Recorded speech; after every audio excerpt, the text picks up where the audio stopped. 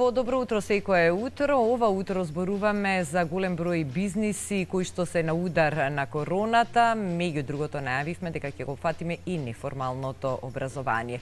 Во продолжение, мој соговорник е Ева Нединковска, магистрант на предприемништво на Економски институт, инаку основач и собственик на Центарот за обука Ева, добре ни дојде во нашата утринска програма. Добре ве најдов.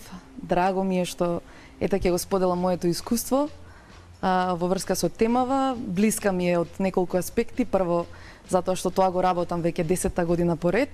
Собственик сум на мал бизнис, односно микробизнис, до 10 вработени. А исто така и од аспект на експертско мислење се уште, ја во подготовка сум на магистерската теза, меѓутоа можам да кажам и да споделам и дел од знаењата што ги имам од формалното образование, макар што сметам дека сите предприемачи најдобро можат да го споделат својот пример, од аспект на нивното искуство, затоа што улицата, односно искуството те учи многу повеќе, самата работа, самата пракса, отколку која било книга. Така, Ева, најавноста си позната секако и по твојата музичка кариера. Долго време те гледавме многу често на музичката сцена, но пред отприлика една деценија реши да се посветиш на ова што денес го работиш, па така Центарот за обука Ева успешно функционира 9 години, веќе зачекоривте во таа 10-та година, со која што ќе заокружите една деценија, но Еве, заради сите околности се случи токму таа 10-та година, кога би требало се да оди најлесно, бидејќи се акумулирало искуство и работа. Токму оваа 10-та година е година кога се соочуваме со ковид пандемијата, која што ги афектираше овие мали микробизниси на вистина многу. Така, да, апсолутно, значи сите сме погодени од корона кризата, затоа што да кажеме за неформалното образование кој што има практична настава, ние покрај курсеви кои што можат брзо да се прилагодат на онлайн настава, имаме и практични курсеви како Ева, може ли само те молам да кажеш какви се обуки правите за да знаат гледачите точно за што зборуваме. Да. Ние имаме значи школа за јазици, така, која што веднаш после објавата на 10 март дека не смееме да одржуваме повеќе физичка настава, ги испочитувавме властите и веднаш уште на 10 март го затворивме практично школото за физичко присуство. Со сите курсеви, значи школата за англиски јазик, школата за јазици генерално, школата за музика, каде што работиме со најранливите, со најмладите, школата за цртање, каде што исто така работиме со најмлади, и оние стручни обуки за наети, односно за устручување на возрастни луѓе, школата за убавина, школата за фотографија. Тоа беше школата за убавина е најпрактична, Значи луѓето учат да шминкаат, да фризираат, да изработуваат ногти, така што тоа веднаш мораше да се прекине. Ние ги следевме препораките уште од првиот ден без сомнение. И онај дел од наставата, курсевите за англиски јазици, веднаш ги пренасочивме онлайн. Значи, мене како предприемач ми беше доста јасно, бидејќи ги следев јас и примерите од другите земји. Тоа е една и од препораките, дека треба да се следи ситуацијата глобално и да се учи од грешките, од предизвиците на пошироко, а и да се зема ука, што викам јас, и во однос на мерките и решенијата. Да. Знаев дека, мислам, некако имав чувство, интуиција дека тоа нема да бидат само 2 недели, првично беше кажано 2 недели ќе биде вака, па потоа, но јасно беше дека вирусот ќе се шири и дека мора да се носат брзи одлуки и да се прават брзи промени. И вие донесовте неколку храбри предприемачки потези токму во тој период уште на почетокот. Така, па точно, бидејќи во криза генерално, значи кризата генерално ако добро работите, ако имате профитабилен и успешен бизнис, има некоја разлика помеѓу профитабилен и успешен сметководствено, меѓутоа генерално Центар за обука Ева е успешна компанија која што долги години екзистира. И ние имавме некој safe cushion, што викаат, некоја безбедносна перница која што може да издржи удари непредвидени, да не работиме неколку месеци, но не тоа да биде претерано долго. Генерално мојата препорака секогаш и кон себе и кон сите други е брзо да делуваат. Јас знаев дека ќе мора да се направат промени. Прва работа која што ја направивме Кога свативте дека од државата нема некоја сигурна и одржлива стратегија која што ќе ви помогне на вас малите бизниси, беше премногу рано за стратегија да се очекува, и подоцна веќе кога видовме дека тоа се базира на субвенции на плати, што генерално според мене не е доволна мерка само за опстојување, за помош. Јас сум од оние луѓе кои што имат два типа предприемачи. Предприемачи од нужда, од потреба, што станале, и предприемачи од можност. Јас сум од оние првите. Значи сум станала предприемач бидејќи во даден период од животот тоа ми било најдобра опција, така? Значи од нужда, од потреба. Таквите предприемачи генерално имаат интуиција да препознаат кога треба да се потпрат генерално на себе, и јас сум од оние луѓе кои што не трошат многу време на, да кажеме, очекување, нели, некакви мерки или покажување со прст, иако сметам дека нели треба да има, се потпирам на себе. Значи генерално имам нели подолго искуство, веќе 10 годишно скоро, така што направив неколку основни by the book, што викаат според книга, потези. Така, и што направивте во центарот за обука, Ива? Да, затоа што прво, значи прва и основна работа беше без разлика на случувањата понатака, да се намалат веднаш трошоците. Што значи да се намалат трошоците во однос на наемнина, во однос на сметки, во однос на режиски трошоци, во однос на сите луксузи кои што бизнисот си ги дозволувал, односно прво да се направи една трошковна анализа. Кога многу брзо работите, вие немате време, секој бизнис понекогаш влегува во инерција на функционирање, ме разбирате. Значи понекогаш немате време да застанете и да разгледате добро како предприемач каде можете практично подобро да функционирате. Да, тоа е она првото што јас го направив. Токму таму не врати. Не врати. Јас тоа го направив, иако многу луѓе соработници сметаат дека тоа е прерадикален чекор, едно габаритно школо со голем простор, да нели да треба да се пресели. Јас практично го преселив бизнисот во нов простор, многу убав, меѓутоа компактен и многу помал. И требаше да најдеме начини како да функционираме. После требаше практично се зголеми преговарачката моќ. Тоа е и како концепт во предприемништвото е познато, преговарачка моќ на купувачи, на добавувачи. Втора работа, значи да се зголеми преговарачката моќ на бизнисот со добавувачите за одлагање на одредени побарувања, за исплата нели на долгови, и кон клиентите за протегнување на рок на достава на услуга. Затоа што ние, рачунајте, луѓе има уплатено кај нас курсеви кои што во тој момент 3 месеци ние имавме забрана за физичко нели реализирање, а тие клиенти, дел од нив не се сложуваа на онлайн настава, да речеме, и чекаа физичко присуство, така што со нив требаше да се преговара да се протегне рокот на достава поради нели променети околности вонредна состојба, така. Потоа, значи, многу работи. Потоа треба веднаш да се направат промени во функционирањето, што значи да се инвестира каде што може да се инвестира, каде што треба да се инвестира, генерално во време, прво во промени во иновирање на системот на работа. Значи, ние почнавме веднаш да истражуваме платформи за онлайн настава, почнавме оној традиционален начин кој што нас ни беше најдобро, да кажам, познат и практициран долго време, да го пренасочиме, и за сите други бизнеси, без разлика дали за услужна дејност зборуваме или за производствена, мислам дека баш во овие периоди, ако во нешто се инвестира, треба да се инвестира во дигитализација, иновација и нормално маркетинг. Меѓутоа, кога кажувам маркетинг, не мислам на рекламирање само, туку на зголемување на вредноста на што му ја даваме на клиентот. Исто многу важно, што мислам дека е, поготово за колеги, бидејќи сум дел од неколку групи на школи, нели, имаме групи на сопственици на школи кои што се затворени заради странски јазици и така натака, заради неможност, нели, прво да ги наплатите долговите од вашите клиенти, така, луѓе останале без работа, луѓе, на пример, останале дома да ги чуваат нивните деца и така натака. Сметам дека треба да се генерално, значи, да се преговара и со вработените. Значи, го зборувам тоа од аспект на работодавец, затоа што гледам дека има револт и кај сопствениците на мали бизниси, и тука целиот муабет ми се потпира само за микро, мали и средни бизниси, до 250-300 вработени, да кажеме.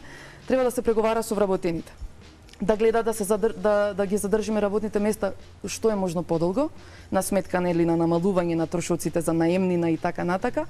Меѓутоа да се бара и ангажмани од самите вработени, така?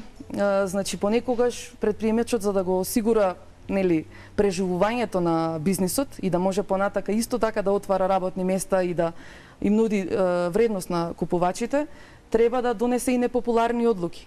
Така што во нашиот случај беше прва работа беа да се задржат нели вработените колку што е можно подолго и да се преговара со нив за начин на работа. Значи им беше понудено опции да работат, да кажеме, по еден во смена да доаѓаат, нешто што може од дома да се сработи од дома, меѓутоа и генерално се дојде и до степен понекогаш ние предприемачите мора да донесеме непопуларни одлуки, односно некои работи кои што се некои одлуки кои што се одложувани голем дел од времето треба да се ревалуираат и да се види точно кој нели сака да продолжи да работи, кој не сака. Оние кои што не сакаат да се ослободат, оние кои што сакаат да им се дадат бонуси, иницијативи, мотивацијски шеми и да продолжат да работат. Затоа што од мое искуство како предприемач во Македонија на мал бизнис, генерално знам дека е тешко, нели, и сите имаме деца и многу е тешко без градинки да се менаџира сето тоа. Вие сте исто мајка на 3-годишно девојче, а градинките не работеа сите овие месеци наназад кога вие моравте да се справувате со ива адаптација на начинот на кој што работи. Ќе се навратам и на тоа, ќе го кажам и мојот предизвик кој беше најголем. Значи едноставно, ако сакате да победувате во вакви времиња, а имате само две опции, јас тоа секогаш си го поставам, или надолу или нагоре. Не мора да растете вие, не мора да растете, можете да се задржите во фаза на успех и едноставно да го одржувате, да биде одржливо предпријатието. Но мора да имате победнички дух. Но да признаеме дека и тоа е многу тешко, да биде одржливо предпријатието во овие услови кога нема некоја помош и потпора од државата. Вие ве благодарение на тие предприемнички способности, на еден солиден тим, на една на вистина многу фокусирана работа, успевате да го направите тоа, но голем дел од тие мали микробизниси, средни не успеваат да се снајдат во цело овој хаос. Јасно, јас апсолутно, да не се разбереме погрешно дека нели предприемачот треба да биде семоќен и така натака, значи апсолутно дека се очекува предприемачите кои се двигатели на економијата, отвараат работни места, иновираат, плаќаат редовни даноци, барем зборувам за мојата фирма, плаќаат редовни даноци со што придонесуваат во буџетот и така натака.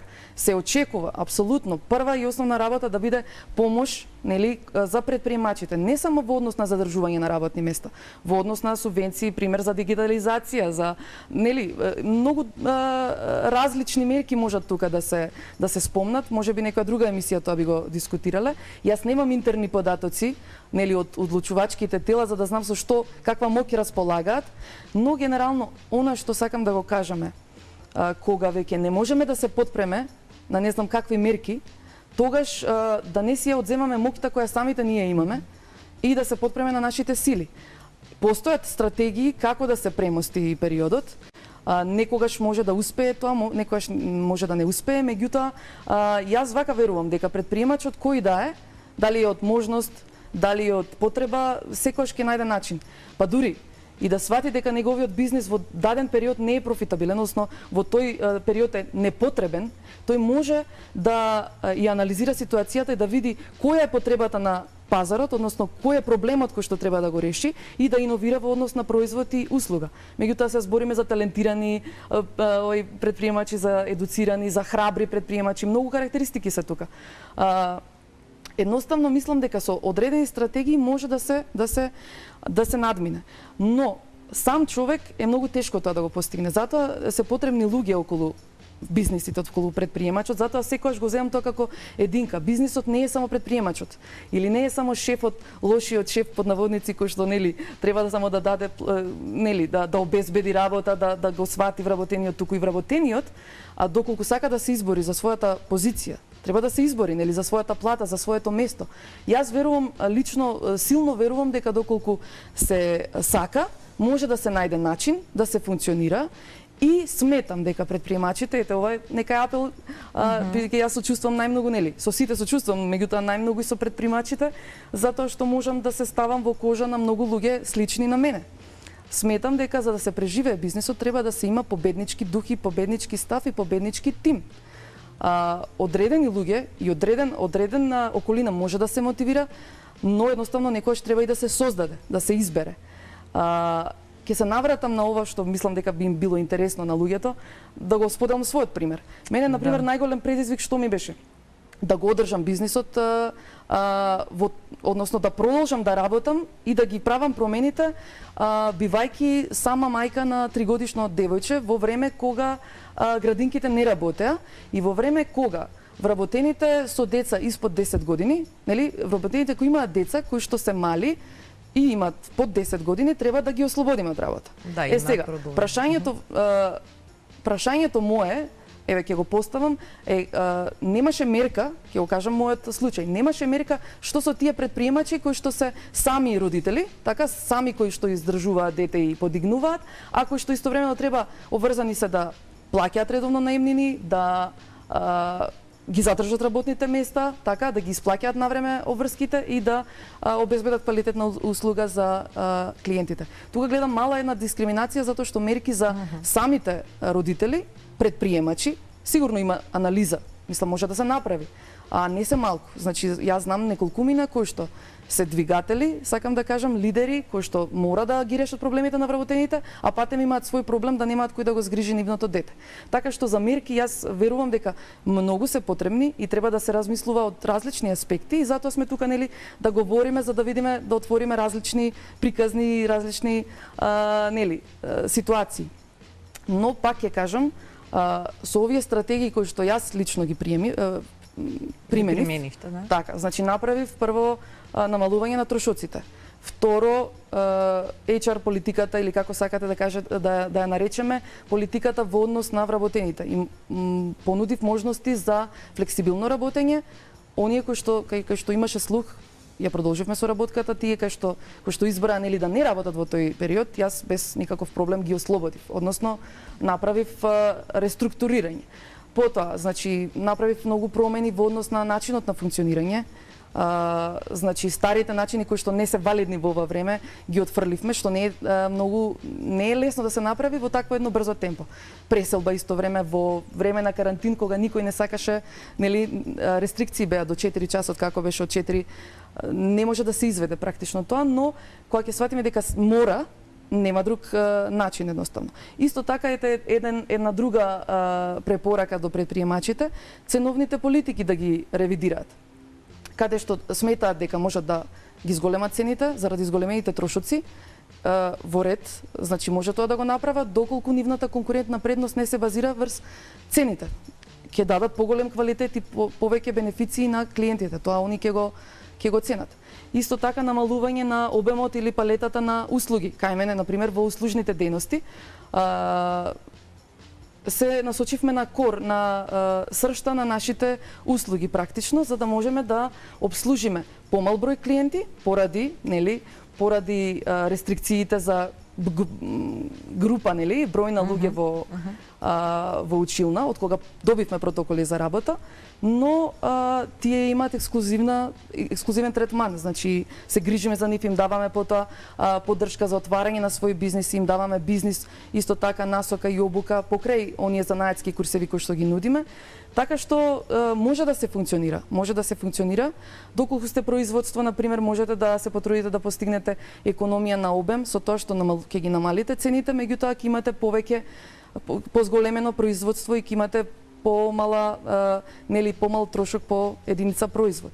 Значи има различни механизми, меѓутоа треба да се размислува и човек да се потруди. Но најважна работа што сметам дека корона кризата на сите ни даде некоја перспектива е мислам дека треба да се остане доследен до вредностите и како човек и вредностите на бизнисот. Значи во тешки периоди, во периоди на криза, без разлика дали бизнес криза или каква било криза, сметам дека треба да се прашате зошто почнавте пред се, нели? Зошто тој бизнис почнал, зошто постои, зошто сакате тоа да го работите, дали сакате тоа да го работите. И ако сакате тоа да го работите, зошто сакате и кои се вашите клучни вредности. Не сме етичкото работење да прекине. Бев сведок на многу бизнеси кои што да речеме имаше измами, недоставување на, не знам, производи и услуги кон клиенти. Мислам дека тоа не е начин за да преживее еден бизнис. Мора да се остане транспарентен и мора да се остане искрен кон клиентите. А исто така тоа е една од бенефициите да се остане да бидеш мало и средно предпријатие, посебно микропредпријатие, тоа е една од предностите во однос на корпорација. Тие брзо се прилагодуваат на промените, нема толкава бирократија, нели чекање подписи така натака, формализираност. А од друга страна многу брзо можете да ги слушнете потребите на купувачите, можете со нив и да испреговарате, можете да смените, да модифицирате одредена услуга за да им нели да им влезе во да ги задоволи нивните потреби и така натака. Тоа е, искористете ги предностите ако сте мал бизнис, на малиот бизнис практично од друга страна, за разлика од корпорациите, кои што имаат, нели, многу голема формализација, многу големи трошоци, нели, процеси кои што тешко се менуваат, нели, кои што требаат време и фази и така натака. Така што мислам дека сакам овој разговор да биде во насока на мотивација и во насока на некои решенија. Секогаш јас верувам, дури овие најпогодените бизниси, се сочувствувам со луѓето од туризмот, например. Доста се погодени, гледам нормално. Меѓутоа, мислам дека ако еднаш некој предприемач успеал и направил нешто и долгорочно функционирал, може уште еднаш, може повторно. Значи, имаме и серијски предприемачи кои што неколку пати отвараат и почнуваат бизниси. Доколку некој генерално и предприемачите се соочуваат често и со барнаут, со прегореност, нели, со измореност и така натака, со менаџерски болести, што ги викам јас. Значи, треба да, доколку предприемачот изгуби страста за бизнисот, тоа е веќе страшното. Тука веќе нема чаре. Меѓутоа, секогаш може да најде некој друг начин, да почне одново. Значи, не е страшно. Јас знам и сочувствам со многу бизниси кои што пропадна и не успеа периодот. И мислам дека кризата, ако мене ме прашате, допрва доаѓа. Да, и уште ќе пропаѓа. Допрва доаѓа. Но мислам дека имавме доволно време, месеци, сега за да едноставно да се спремиме, шокот тој првичниот да го примиме и да почнеме веднаш да се адаптираме. Мора да сме спремни за адаптација, нели? Да, се тоа што го слушам, Ива ме потсетува на она каде што едни гледаат хаос, други гледаат шанс. Така, па викаат, нели, во неизвестноста постои можноста. Сега поентата е колку е страстен предприемачот. За предприемништво ви треба, нели, страст, ви треба интуиција одредена, ви треба да можете да гледате во потребите на пазарот, можноста да ја видите и едноставно врз база на таа можност треба да сте кадарен, да организирате, значи добро да го организирате тој почет, значи тој бизнис. Таа фаза на планирање секогаш е најважна. А и да сте способни, значи да ги собирате правите, да ги детектирате правите луѓе. Исто така многу високо ги почитувам оние предприемачи кои што знаат да направат структура на бизнисот, односно знаат да се организираат така да не бидат они единствените кои што и стратешки го планираат и оперативно го работат бизнисот. Така што мислам дека сега во ова време, кога нели многу од вработените се користат нели продолжени породилни отсуства, се ради мерките ослободени, мислам дека многу е важно, значи предприемачот да има познавања од многу различни области, но и брзо да може да создаде нов тим. Убаво е да се каже дека и во ова време има вакви убави успешни приказни луѓе, особено млади луѓе кои што успеваат да се снајдат во цела оваа ситуација и во услови кога државата нема конкретна стратегија и начин како да им помогне на малите, средните и особено на микробизнисите. Очигледно дека најдобар начин е тоа секој да ги мобилизира своите капацитети, сили, тимот за да изнајде сам и тоа сакам да кажам. Морам да изразам јавна благодарност до моите родители, бидејќи нели инаку немаше да можам да успеам јас периодот да се организирам. И поздрав до сите баби и дедовци, поздрав до сите тетки и стрини што ги нели што функционира како градинка периодот. Моето дете се уште нели не оди во градинка, наскоро ќе заоди, меѓутоа тоа е многу важно да ги екипирате сите ресурси. Тоа е едноставно и уште една умешност на секој човек и на секој предприемач да може да го искористи она кое што го има. Мислам дека во ова време почнавме сите и малце и поинаку да гледаме на работите. во смисла и да сме благодарни за оно што го имаме, генерално, значи да ја знаеме вистинската вредност на нештата, поготово кога ја изгубивме слободата, нели, со карантинските денови и кога човек сваќа колку сака да работи, а не може, едноставно е спречен ради околностите. Мислам дека е најважно исто така и здравјето. Здравјето, тоа не го спомнав, дека кај нас исто. Најважно ни беше здравјето на клиентите, здравјето на вработените и на сите што влегуваат во центарот. Ги обезбедивме сите потребни мерки за функционирање, ги следиме сите протоколи и сметам дека сите тоа треба, нели, да го почитуваат, затоа што ради несовесност на одредени, нели, категории или луѓе страда фактички целата земја. Изразувам и сочувство до сите кои што ги изгубија, нели, своите блиски, сите семејства кои што изгубија работни места, но сепак повикувам да гледаме позитивно, бидејќи ние можеме и треба, нели, да го изразуваме нашето незадоволство, нашиот глас, да се потпишуваат петиции, да се прават протести. Јас сум за тоа, не сум против тоа. Едноставно мојот пат е повеќе да делувам во насока на решавање и со тој пример фактички да го споделам моето искуство, не дека моето искуство е релевантно за сите сектори, но едноставно моето искуство може да им помогне на оние кои што имаат образовни неформални центри за образование и така натака. Кога се сака, мислам дека може да се успее.